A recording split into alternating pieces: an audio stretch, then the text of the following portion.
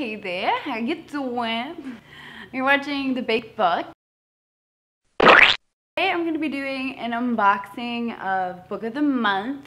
I've never gotten this box before. I went ahead and subscribed to this one because for the past few months whether I've been meaning to or not, I've been reading a lot of like the Book of the Month picks and I've loved them. Dark Matter, All the Ugly and Wonderful Things, The Girls, which I wasn't like super into, but it's like good enough. How it works is there's like 5 picks and there was like a guest judge and there was Anthony Bourdain was the judge. I know he's a food guy, that's about it. Yeah, so there was 5 books and this one really caught my eye, so I was excited about that. So let's open it up, shall we? Also, I'm like looking forward to reading this book. I've had a really hard time getting into books pretty much all of November. Shall we? All right, so we start out. We have like some nice branding inside. A tote bag. Oh, this is big. This tote bag, which is Book of the Month. Okay, it's been around since 1926. I never knew that. It's in like a tote bag. Ow! I could well put some groceries in there. Yeah, I think they'd fit. So some bananas, maybe. Maybe I could put some asparagus in here.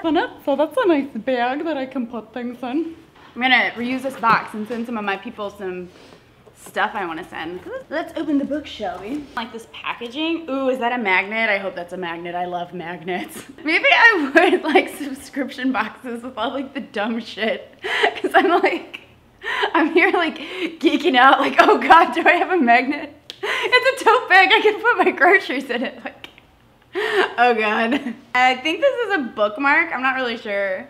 But it's a nice note, like picture of her. Hi, Nina.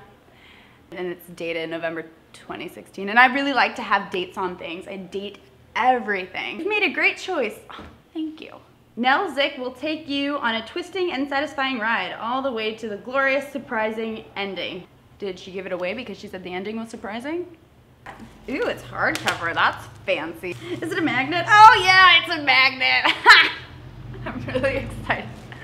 I'm really excited about this magnet. Nicotine by Nell Zink. It's really awesome cover. So like that caught my eye, and then okay, it's a little branded. You have like Book of the Month right here, and then Book of the Month right here. A textured cover. And like, yeah, it's just really beautiful. Like the cover is amazing. Some of the other choices were, I think it's Swing Time by Zadie Smith, and I would have went ahead and read that, but I want to read White Teeth by Zadie Smith first, and another one I wanted to read was by Tana French, The Trespasser, and that seemed really cool too.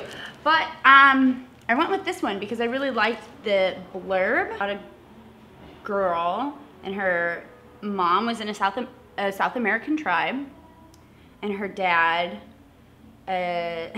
attained cult-like deity status among a certain cohort of aging hippies. So like, I already dig it. And she goes to a house after her dad passes away, and there's a bunch of like anarchist squatters in there, which I'm cool. I always like reading about that kind of stuff, that radical squatting life. Reminds me of my youth. Okay, so she like, instead of like kicking them out, she finds like, I think reaches some like solidarity with these squatters, and I really dig it. I have squatted before, quite a bit. I don't know, like there's like a couple years where I was traveling pretty heavy, and I would stay in squats in different like American cities and in Europe and stuff like that. So I definitely can like relate to the whole community aspect that this is talking about. I'm gonna be really interested to see how it takes it, because some of the things I've read about squat culture, it's just like very over exaggerated, and I feel like it's like a much more subtle thing than people like to admit. You know, it's just essentially like people don't want to pay for rent, and they sort that out for themselves. I'm actually really excited to read this. Okay. So the author's from Berlin, or she's living in Berlin. I feel like Berlin is basically just like a lot of artist slash creator type people from not Germany who like are all kind of like hubbed in Berlin, which I think it kind of creates like a touristy vibe.